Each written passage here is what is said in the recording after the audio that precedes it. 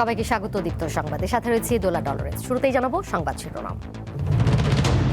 কুড়িগ্রামের নদ নদীর পানি কিছুটা কমলেও বেড়েছে পাড় ভাঙন, আতঙ্কে এলাকাবাসী। এইচএসসি ও সমমানের পরীক্ষা শুরু, 9টি শিক্ষা বোর্ডে পরীক্ষা হচ্ছে অভিন্ন প্রশ্নপত্রে। নৌকা চালিয়ে শিক্ষকদের বেতন জাতীয়করণ হচ্ছে বান্দরবানের সেই তিন্দু বিদ্যালয়।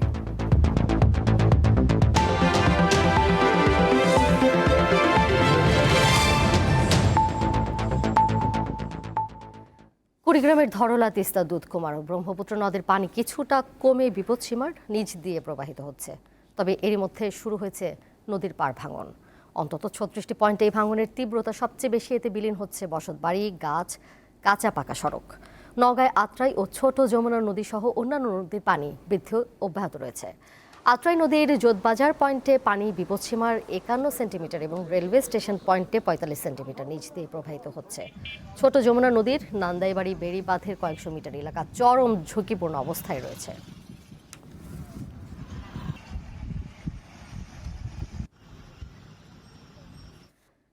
বৃষ্টি ও উজানের ঢলে উত্তরের জেলা গাইবান্ধার তিস্তা, যমুনা, ব্রহ্মপুত্র নদীর পানি বৃদ্ধির সঙ্গে দেখা দিয়েছে নদীর পাড় ভাঙন। এ নিয়ে আতঙ্ক দেখা দিয়েছে নদী পাড়ের মানুষের মধ্যে। বিস্তারিত জানবো প্রতিবেদনে। আমার পাশে যে মানুষটি এখন অবস্থান করছেন তিনি মনোয়ারা বেগম। 3 ছেলে মেয়েকে নিয়ে কষ্ট করে 15% জমি ক্রয় করেছিলেন এই নদী পাড়ে।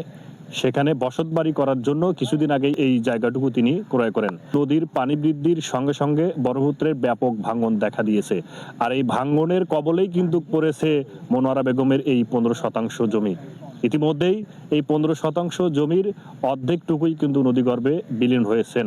তার কষ্ট, তার দুঃখ, দুর্দশা দেখার আসলে কেউ নেই। যে শাকসবজি করছি সেই শাকসবজি ভাঙি যায় নাকছে। আমরা এখন কি করবো? পশ্চিমে আমার জায়গা জমি নেই যে সেখানে যা খারাপ হবো।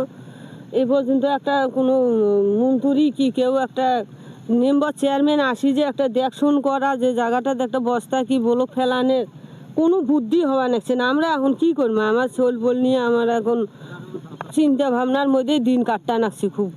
উজান থেকে নেমে আসা পাহাড়ি ঢল আর গত রাত থেকে টানা বৃষ্টির কারণে গাইবান্ধার তিস্তা, ব্রহ্মপুত্র এবং যমুনা নদীর পানি বৃদ্ধি পেয়েছে। একদিকে যেমন পানি বৃদ্ধি পেয়েছে, অন্যদিকে এই পানি বৃদ্ধির ফলে কিন্তু ভাঙন ব্যাপকভাবে দেখা দিয়েছে। আমরা এখন অবস্থান করছি গাইবান্ধার ফুলছড়ি উপজেলার রসুলপুর এলাকায়। এখানে কিন্তু এই ভাঙন তীব্র আকার ধারণ করেছে। এই ভাঙনের ফলে নদী পাড়ের মানুষেরা বসতবাড়ি হারিয়ার পাশাপাশি তাদের আবাদি জমি এবং ফসলি জমি কিন্তু নদীগর্ভে বিলীন হয়েছে। দিশাহারা এই সকল মানুষদেরও আমরা কথা শুনবো। এমপিরে ভোটের সময় এসে হাত ধরে পাও ধরে, আর এখন আমরা ভাইসা যাইতেছি আঙ্গরে এমপিরে খোঁজও নেয় না। জমি এখানে জমি সেখানে ভাঙি যাওয়া নাইছি, তেমন কুড়ি জায়গায় ঠাই নিবে, ঠাই নেওয়ার তো জায়গা নেই। বেমাত্রা পানি বাড়ার কারণে আমার এই মূলের আবারটা শুধু ভাঙি যাচ্ছে। তাও এই জায়গায় নদী কোনো বান্ধার কি কোনো আলাপ করতেছে না কোনো এমপি মন্ত্রী। নদী ভাঙ্গনের কবলে পড়ে বসতবাড়ি এবং ফসলি জমি হারিয়ে দিশেহারা এই সকল নদী পাড়ের মানুষদের প্রত্যাশা, সরকার যাতে দ্রুত সময়ের মধ্যে ভাঙ্গনকৃত এলাকায় জিও ব্যাগ অথবা সিসি ব্লক বসিয়ে ভাঙ্গন রোধ করে। গাইবান্ধার ব্রহ্মপুত্র পার থেকে আতোয়ার রহমান রানা, দীপ্ত সংবাদ। যাচ্ছি পরের প্রসঙ্গে। সারা দেশে শুরু হলো এইচএসসি ও সমমানের পরীক্ষা। অভিন্ন প্রশ্নপত্রে অংশ নিচ্ছেন 9টি সাধারণ শিক্ষা বোর্ডের শিক্ষার্থীরা। বৃহস্পতিবার হয় বাংলা প্রথম পত্রের পরীক্ষা। প্রথম দিনের পরীক্ষা শেষে শিক্ষার্থী ও অভিভাবকরা সার্বিক বিষয় নিয়ে সন্তুষ্টি জানান। বাংলা প্রথম পত্র পরীক্ষার মধ্য দিয়ে শুরু হলো এবছরের এইচএসসি ও সমমানের পরীক্ষা। এবছর পরীক্ষায় অংশ নিয়েছে 12,70,583 জন পরীক্ষার্থী। পরীক্ষা শুরু সকাল 10টায়, কিন্তু বেশিরভাগ শিক্ষার্থী বেশ আগেই কেন্দ্রে প্রবেশ করেন। ছিল থেমে থেমে বৃষ্টির ভোগান্তি আর বাইরে অপেক্ষায় অভিভাবকেরা। আমরা আসলে বাংলাদেশে থাকি এটা বলতে পারি না যে ভোগান্তি হবে না, কিন্তু একটু আগেই বের হয়ে গেছি। আজকে কোনো ভোগান্তি হয়নি, কারণ আগে বের হয়েছি তো কোনো ভোগান্তি হয়নি। 9টি সাধারণ শিক্ষা বোর্ডে অভিন্ন প্রশ্নপত্রে পরীক্ষা ও পরিবেশ নিয়ে খুশি বেশিরভাগ শিক্ষার্থীর মা বাবা। পরীক্ষার পদ্ধতি আলাদা, আমার থেকে এই জিনিসটা ভালোই লাগতেছে, সবাই একই কোশ্চেনে পরীক্ষা দিচ্ছে। সারা বাংলাদেশে একই প্রশ্নে পরীক্ষা হওয়ার জন্য মেধার যাচাই সমান হবে। প্রথম দিন বাংলা প্রথম পত্র পরীক্ষা শেষে প্রশ্নপত্র নিয়ে পরীক্ষার্থীরা সন্তোষ প্রকাশ করলেও বহু নির্বাচনী বা এমসিকিউ নিয়ে শঙ্কার কথা জানান। সবার জন্য পারার মতো হয়েছে, আশা করি সবাই পারবে এবং আলহামদুলিল্লাহ আমরা ভালো পরীক্ষা দিয়েছি, সকলে ভালো করবে। আলহামদুলিল্লাহ ভালোই হয়েছে, এমসিকিউ নিয়ে একটু সংশয় আছে আর কি। পরীক্ষা আলহামদুলিল্লাহ ভালো হয়েছে, কিন্তু আমরা ভাবছিলাম যে বাংলা প্রথম পত্রের হলো এমসিকিউটা খুব কঠিন হবে। প্রশ্ন স্ট্যান্ডার্ড ছিল ভালো, এমসিকিউ একটু হার্ড হয়েছে আর সিকিউটা সহজে আসছে। এবছর লিখিত পরীক্ষা 8 আগস্ট এবং ব্যবহারিক পরীক্ষা শেষ হবে 15 আগস্টের মধ্যে। স্বস্তিকা সিংহ, দীপ্ত সংবাদ, ঢাকা। আনুষ্ঠানিকভাবে নজরুল বর্ষ 2026-27 উদ্বোধন করেছেন প্রধানমন্ত্রী তারেক রহমান। সচিবালয়ে সকালে এক অনুষ্ঠানে তিনি এই কর্মসূচির উদ্বোধন করেন। এর মাধ্যমে দেশের 64 জেলা এবং নির্বাচিত 74টি উপজেলায় একযোগে নজরুল বর্ষ পালনের কার্যক্রম শুরু হলো। অনুষ্ঠানে প্রধানমন্ত্রী বলেন, জাতীয় কবি কাজী নজরুল ইসলামের সাহিত্য ও চিন্তায় সমগ্র বাংলাদেশের প্রতিচ্ছবি পাওয়া যায়। তিনি বলেন, নজরুলের সৃষ্টিকর্ম বাঙালি জাতির স্বাধীনতা, মুক্তি ও প্রতিবাদের চেতনাকে সবসময় অনুপ্রাণিত করেছে। 2026 সালের 25 মে থেকে 2027 সালের 25 মে পর্যন্ত সময়কে নজরুল বর্ষ হিসেবে ঘোষণা করা হয়েছে। এই সময় জুড়ে জাতীয় কবির জীবন, সাহিত্য ও সাংস্কৃতিক অবদান নিয়ে দেশব্যাপী বিভিন্ন কর্মসূচি পালন করা হবে। 25 মে থেকে অপশক্তি নিজেদের হীন দলীয় স্বার্থে মানুষের মধ্যে বিভেদ, বিরোধ সৃষ্টির অপচেষ্টা চালালেও সবাই মিলেমিশে থাকাই বাংলাদেশের মানুষের আবহমান কালের মূল্যবোধ। বর্তমান সরকারও এমন এক রাষ্ট্র এবং সমাজ বিনির্মাণের লক্ষ্যে কাজ করছে, যেখানে ধর্ম, বর্ণ নির্বিশেষে প্রতিটি মানুষ নির্বিঘ্নে নিরাপদে বসবাস করবে। শুধু মানুষের এই নিরাপত্তা নয়, আসুন কোনো প্রাণীও মানুষের হিংস্রতার শিকার যেন না হয়, বর্তমান সরকার সেটিও নিশ্চিত করতে চায়। বাংলাদেশের তিস্তা নদী প্রকল্পে চীনের সহায়তা অব্যাহত থাকবে বলে জানিয়েছেন ঢাকায় নিযুক্ত দেশটির রাষ্ট্রদূত ইয়াও ওয়েন। সম্প্রতি বাংলাদেশের প্রধানমন্ত্রী তারেক রহমানের চীন সফর নিয়ে বৃহস্পতিবার ঢাকায় অবস্থিত চীনের দূতাবাসে সংবাদ সম্মেলনে এই কথা বলেন তিনি। রাষ্ট্রদূত বলেন, তিস্তা প্রকল্পে চীনের অবস্থান অপরিবর্তিত রয়েছে। চীন তাদের সামর্থ্যের মধ্যে থেকে এই প্রকল্পে বাংলাদেশকে সহায়তা অব্যাহত রাখবে। এর বাইরে অন্য কোনো ইস্যু বেইজিংয়ের ভাবনার বিষয় নয়। ইয়াওয়েন আরও বলেন, প্রধানমন্ত্রী তারেক রহমানের চীন সফর অত্যন্ত সফল। এ সফরে দুই দেশের কৌশলগত পর্যায়ে সম্পর্কের উন্নতি হয়েছে।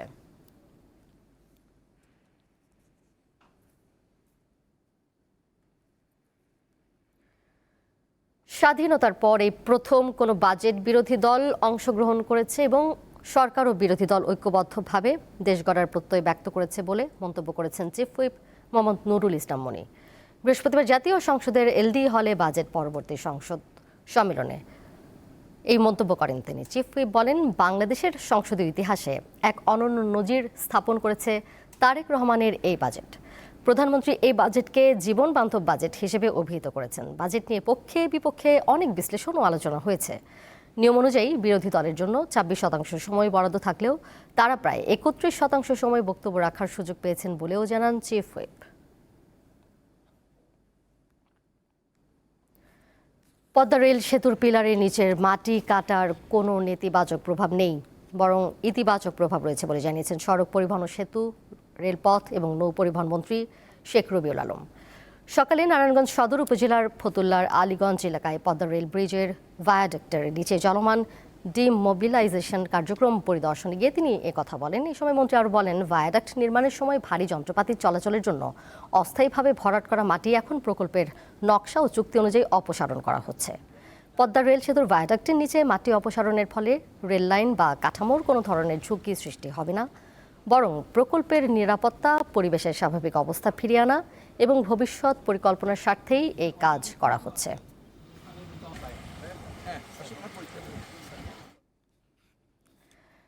দীর্ঘদিন ধরে আইনি জটিলতার কারণে শূন্য থাকা দেশের প্রায় 32,000 সরকারি প্রাথমিক বিদ্যালয়ে প্রধান শিক্ষক নিয়োগে বাধা নেই বলে রায় দিয়েছে আপিল বিভাগ। বৃহস্পতিবার প্রধান বিচারপতির নেতৃত্বাধীন আপিল বিভাগ এই রায় দেন। আদালতে মামলা ঝুলে থাকায় এতদিন আটকে ছিল প্রায় 32,000 প্রধান শিক্ষক পদের নিয়োগ। দীর্ঘদিন ধরে ভারপ্রাপ্ত প্রধান শিক্ষক দিয়েই কাজ চালিয়ে নিচ্ছিল বিদ্যালয়গুলো। আপিল বিভাগের রায়ের ফলে প্রধান শিক্ষক নিয়োগের প্রক্রিয়া এগিয়ে নিতে সংশ্লিষ্ট কর্তৃপক্ষের আর কোনো আইনি জটিলতা থাকছে না।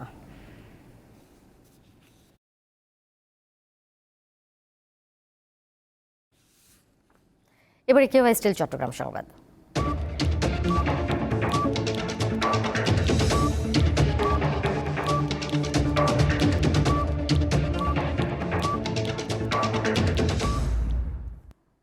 চট্টগ্রামে অবৈধভাবে নির্মাণ করা বহুতল ভবনের বিরুদ্ধে অভিযানে নেমেছে চট্টগ্রাম উন্নয়ন কর্তৃপক্ষ সিডিএ। সকাল থেকে নগরীর কল্পলোক আবাসিক এলাকায় অভিযান শুরু হয়। এই সময় ভেঙে দেওয়া হয় অন্তত 6টি বহুতল ভবনের নকশা বহির্ভূত অংশ। একই সাথে 3টি ভবন মালিকদের জরিমানা করা হয়েছে 22 লাখ টাকা। একটি ভবনের মালিকপক্ষকে না পাওয়ায় ভবন সিলগালা করা হয়। সিডিএ কর্তৃপক্ষ জানায় অভিযানে অনেক অসঙ্গতি উঠে এসেছে। বারবার সতর্ক করার পরও তারা নিয়ম নীতি মানছে না বলে দাবি সিডিএর।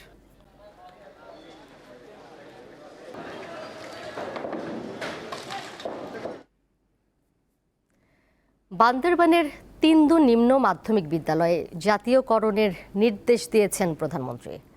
সম্প্রতি সামাজিক যোগাযোগ মাধ্যমে বিদ্যালয়ের প্রধান শিক্ষক বামং খিয়াং মিংলেনের সংগ্রামের বিষয়টি প্রধানমন্ত্রীর নজরে আসে। স্কুলটির প্রধান শিক্ষক তার সহকর্মীদের বেতন যোগাতে নিজেই নৌকা চালান। বাংলাদেশের অনেক দুর্গম জনপদের মতো তিন্দুতেও শিক্ষা একসময় ছিল বিলাসিতা। নদী, পাহাড় আর দারিদ্র অসংখ্য শিশুর স্বপ্ন থামিয়ে দিয়েছিল।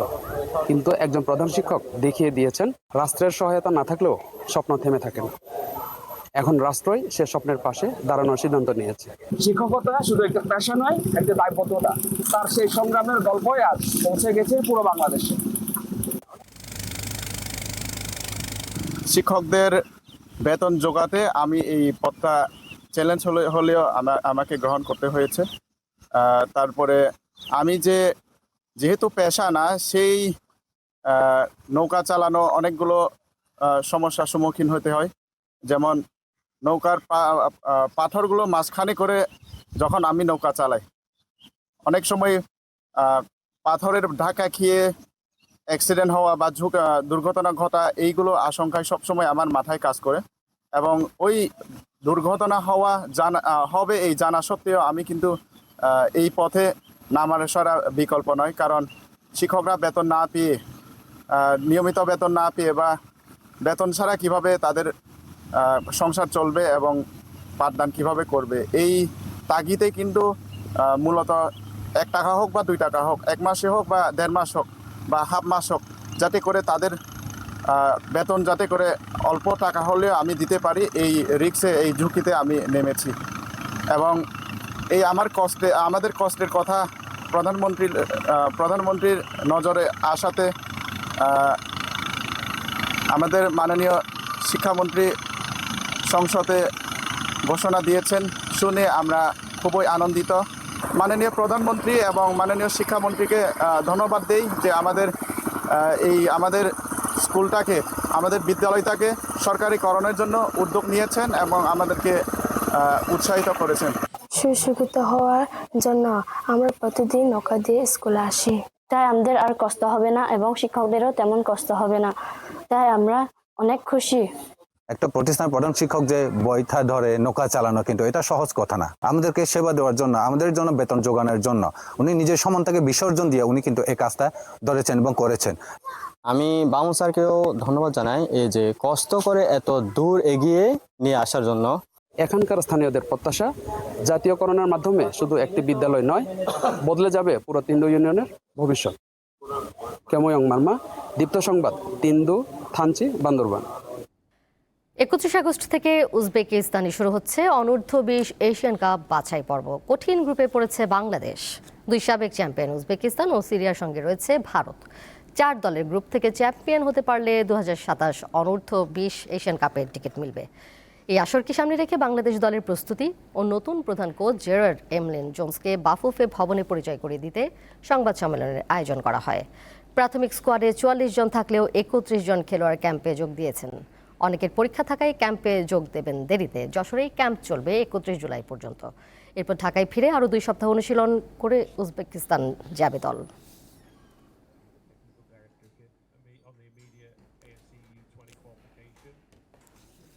শেষ করব দীপ্ত সংবাদ। যাবার আগে শিরোনামগুলো জানিয়ে দিব আরও একবার। কুড়িগ্রামের নদ নদীর পানি কিছুটা কমলেও বেড়েছে পাড় ভাঙন, আতঙ্কে এলাকাবাসী। এইচএসসি ও সমমানের পরীক্ষা শুরু, 9টি শিক্ষা বোর্ডে পরীক্ষা হচ্ছে অভিন্ন প্রশ্নপত্রে। নৌকা চালিয়ে শিক্ষকদের বেতন, জাতীয়করণ হচ্ছে বান্দরবানের সেই তিন্দু বিদ্যালয়ে।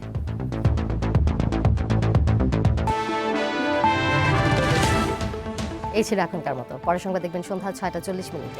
এছাড়াও আরও তথ্য এবং বিনোদনের নানা খবর জানতে যুক্ত থাকুন দীপ্ত ডিজিটাল প্ল্যাটফর্মে। সবাইকে ধন্যবাদ এতক্ষণ সাথে থাকার জন্য।